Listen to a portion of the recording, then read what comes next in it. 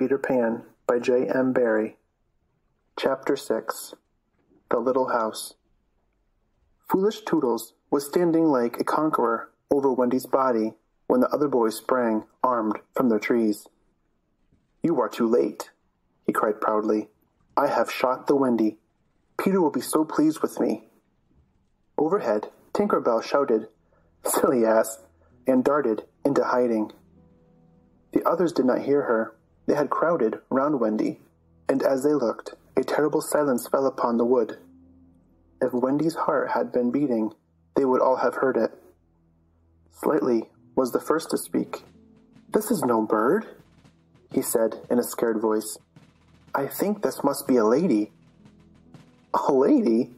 said Tootles, and fell a-trembling. "And we have killed her?" Nibs said hoarsely. They all whipped off their caps. "Now I see," Curly said. "Peter was bringing her to us."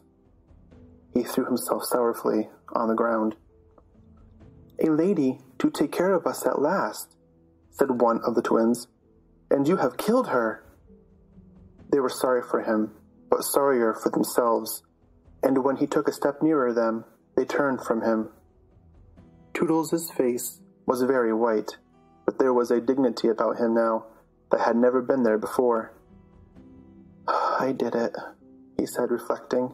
"When ladies used to come to me in dreams, I said, 'Pretty mother,' but when at last she really came, I shot her." He moved sorrowfully away. "Don't go," they called in pity. "I must," he answered, shaking. "I am so afraid of Peter." It was at this tragic moment that they heard a sound which made the heart of every one of them rise to his mouth. They heard Peter crow. "Peter!" they cried, for it was always thus that he signaled his return. "Hide her," they whispered, and gathered hastily around Wendy, but Tootles stood aloof. Again came that ringing crow, and Peter dropped in front of them.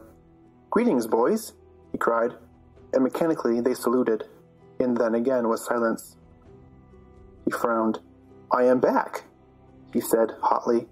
"Why do you not cheer?" They opened their mouths, but the cheers would not come. He overlooked it in his haste to tell the glorious tidings. "Great news, boys," he cried. "I have brought at last a mother for you all." Still no sound, except a little thud from Tootles as he dropped on his knees. "Have you not seen her?" asked Peter, becoming troubled. "She flew this way." "Ah me," one voice said, and another said, "Oh, mournful day." Tootles rose. "Peter," he said quietly, "I will show her to you." And when the others would still have hidden her, he said, "Back, twins, let Peter see." So they all stood back and let him see, and after he had looked for a little time, he did not know what to do next. "She is dead?" he said uncomfortably. "Perhaps she is frightened at being dead." He thought of hopping off in a comic sort of way till he was out of sight of her, and then never going near the spot any more. They would all have been glad to follow if he had done this. But there was the arrow. He took it from her heart and faced his band. "Whose arrow?" he demanded sternly. "Mine, Peter," said Tootles on his knees. "Oh, dastard hand," Peter said, and he raised the arrow to use it as a dagger. Tootles did not flinch. He bared his chest. "Strike, Peter," he said firmly. "Strike true." Twice did Peter raise the arrow, and twice did his hand fall. "I cannot strike," he said with awe. "There is something stays my hand." All looked at him in wonder, save Nibs, who fortunately looked at Wendy. "It is she," he cried. "The Wendy lady. See? Her arm." Wonderful to relate, Wendy had raised her arm. Footnote, relate, tell, end footnote. Nibs bent over her and listened reverently. I think she said, 'Poor Tootles,'" he whispered. "She lives," said Peter briefly. Slightly cried instantly, "The Wendy lady lives." Then Peter knelt beside her and found his button. You remember she had put it on a chain that she wore around her neck. "See," he said, "the arrow struck against this. It is the kiss I gave her. It has saved her life."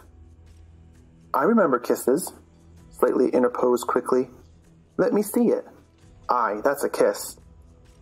Peter did not hear him. He was begging Wendy to get better quickly so that he could show her the mermaids. Of course, she could not answer yet, being still in a frightful faint, but from overhead came a willing note. "Listen to Tink," said Curly. "She is crying because the Wendy lives." Then they had to tell Peter of Tink's crime, and almost never had they seen him look so stern. "Listen, Tinker Bell," he cried. "I am your friend no more. Begone from me forever." She flew to his shoulder and pleaded, but he brushed her off. Not until Wendy again raised her arm did he relent sufficiently to say, "Well, not forever, but a whole week." Do you think Tinker Bell was grateful to Wendy for raising her arm? Oh dear no. Never wanted to pinch her so much. Fairies indeed are strange, and Peter, who understood them best, often cuffed them. Footnote, cuffed, slapped, end footnote. But what to do with Wendy in her present delicate state of health? "Let us carry her down into the house," Curly suggested. "Aye," said Slightly, "that is what one does with ladies." "No, no," Peter said. "You must not touch her. It would not be sufficiently respectful." "That," said Slightly, "is what I was thinking. But if she lies there," Tootles said, "she will die." "Aye, she will die," Slightly admitted. "But there is no way out." "Yes, there is," cried Peter. "Let us build a house round her." They were all delighted. "Quick," he ordered them. "Bring me each of you the best of what we have. Gut our house. Be sharp." In a moment, they were as busy as tailors the night before a wedding. They scurried this way and that, down for bedding, up for firewood, and while they were at it, who should appear but John and Michael? As they dragged along the ground, they fell asleep standing, stopped, woke up, moved another step, and slept again. "John, John," Michael would cry. "Wake up! Where is Nana, John, and Mother?" And then John would rub his eyes and mutter, "It is true, we did fly." You may be sure they were very relieved to find Peter. "Hello, Peter," they said. "Hello," replied Peter amicably, though he had quite forgotten them. He was very busy at the moment measuring Wendy to see how large a house she would need. Of course, he meant to leave room for chairs and a table. John and Michael watched him. "Is Wendy asleep?" he asked. "Yes." "John," Michael proposed, "let us wake her and get her to make supper for us." But as he said it, some of the other boys rushed on carrying branches for the building of the house. "Look at them," he cried. "Curly," said Peter, in his most captainy voice, "see that these boys help in the building of the house." "Aye, aye, sir." "Build a house?" exclaimed John. "For the Wendy," said Curly. "For Wendy?" John said, aghast. "Why, she is only a girl." "That," exclaimed Curly, "is why we are her servants." "You, Wendy's servants?" "Yes," said Peter, "and you also. Away with them." The astounded brothers were dragged away to hack and hew and carry. "Chairs and a fender first," Peter ordered. "Then we shall build a house round them." Footnote, fender, fireplace, end footnote. "Aye," said Slightly. "That is how a house is built. It all comes back to me." Peter thought of everything. "Slightly," he cried. "Fetch a doctor." "Aye, aye," said Slightly at once, and disappeared, scratching his head. But he knew Peter must be obeyed, and he returned in a moment, wearing John's hat and looking solemn. "Please, sir," said Peter, going to him, "are you a doctor?" The difference between him and the other boys at such a time was that they knew it was make-believe, while to him make-believe and true were exactly the same thing. This sometimes troubled them, as when they had to make believe that they had had their dinners. If they broke down in their make-believe, he rapped them on the knuckles.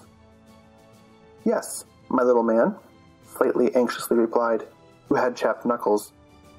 "Please, sir," Peter explained, "a lady lies very ill." She was lying at their feet, but Slightly had the sense not to see her. "Tut, tut, tut," he said. "Where does she lie?" "In yonder glade." "I will put a glass thing in her mouth," said Slightly, and he made believe to do it, while Peter waited. It was an anxious moment when the glass thing was withdrawn. "How is she?" inquired Peter. "Tut, tut, tut," said Slightly. "This has cured her." "I am glad," Peter cried. "I will call again in the evening," Slightly said. "Give her beef tea out of a cup with a spout to it." But after he had returned the hat to John, he blew big breaths, which was his habit of escaping from a difficulty. In the meantime, the wood had been alive with the sound of axes. Almost everything needed for a cozy dwelling already lay at Wendy's feet. "If only we knew," said one, "the kind of house she likes best." "Peter," shouted another, "she is moving in her sleep." "Her mouth opens," cried a third, looking respectfully into it. "Oh, lovely." "Perhaps she is going to sing in her sleep," said Peter. "Wendy, sing the kind of house you would like to have."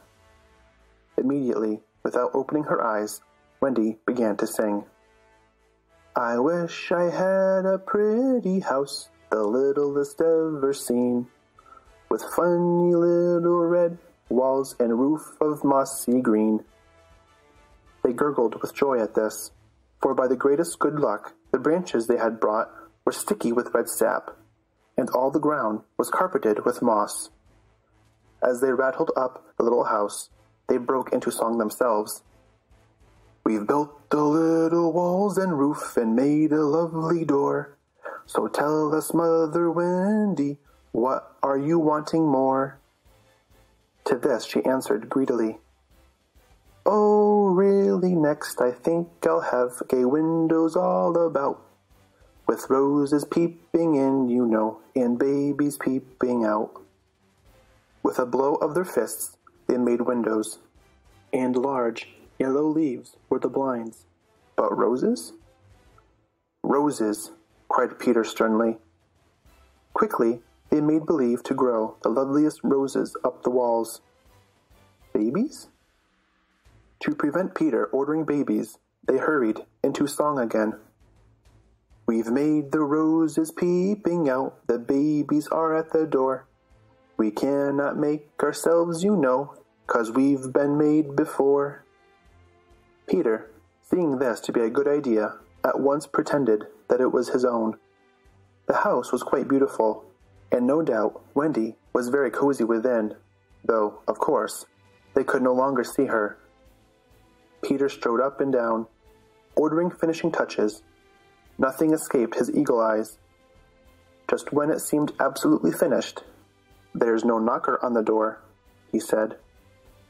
They were very ashamed, but Tootles gave the sole of his shoe and made it an excellent knocker. Absolutely finished now, they thought. Not a bit of it. "But there's no chimney," Peter said. "We must have a chimney." "It certainly does need a chimney," said John importantly. This gave Peter an idea.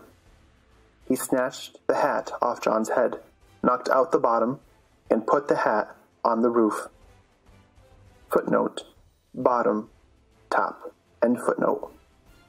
The little house was so pleased to have such a capital chimney that, As if to say thank you, smoke immediately began to come out of the hat. Now really and truly it was finished. Nothing remained to do but to knock. "All look your best," Peter warned them. "First impressions are awfully important." He was glad no one asked him what first impressions are. They were all too busy looking their best. He knocked politely, and now the wood was as still as the children, not a sound to be heard except from Tinker Bell, who was watching from a branch and openly sneering. What the boys were wondering was, would anyone answer the knock? If a lady, what would she be like? The door opened, and a lady came out. It was Wendy. They all whipped off their hats. She looked properly surprised, and this was just how they hoped she would look.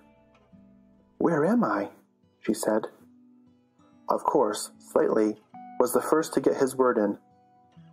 "Wendy, lady," he said rapidly, "for you we built this house." "Oh, say you're pleased," cried Nibs. "Lovely, darling house," Wendy said, and they were the very words they had hoped she would say. "And we are your children," cried the twins. Then all went on their knees, and holding out their arms cried, "Oh, Wendy lady, be our mother." "Ought I?" Wendy said, all shining. "Of course, it's frightfully fascinating, but you see, I am only a little girl. I have no real experience." "That doesn't matter," said Peter, as if he were the only person present who knew all about it, though he was really the one who knew least. "What we need is just a nice motherly person." "Oh dear," Wendy said, "you see, I feel that is exactly what I am." It is, they all cried. "We saw it at once." "Very well," she said. "I will do my best. Come inside at once, you naughty children. I'm sure your feet are damp, and before I put you to bed, I have just time to finish the story of Cinderella." In they went. I don't know how there was room for them, but you can squeeze very tight in the Neverland. And that was the first of many joyous evenings they had with Wendy. By and by, she tucked them up in the great bed in the home under the trees. But she herself slept that night in the little house, and Peter kept watch outside with drawn sword, for the pirates would be heard carousing far away, and the wolves were on the prowl. The little house looked so cozy and safe in the darkness, with a bright light showing through its blinds, and the chimney smoking beautifully, and Peter standing on guard. At a time he fell asleep, and some unsteady fairies had to climb over him on their way home from an orgy. Footnote: orgy, secret rites or ceremonies practiced in the worship of a deity. End footnote. Any of the other boys obstructing the fairy path at night they would have mischiefed, but they just tweaked Peter's nose and passed on. End of chapter 6.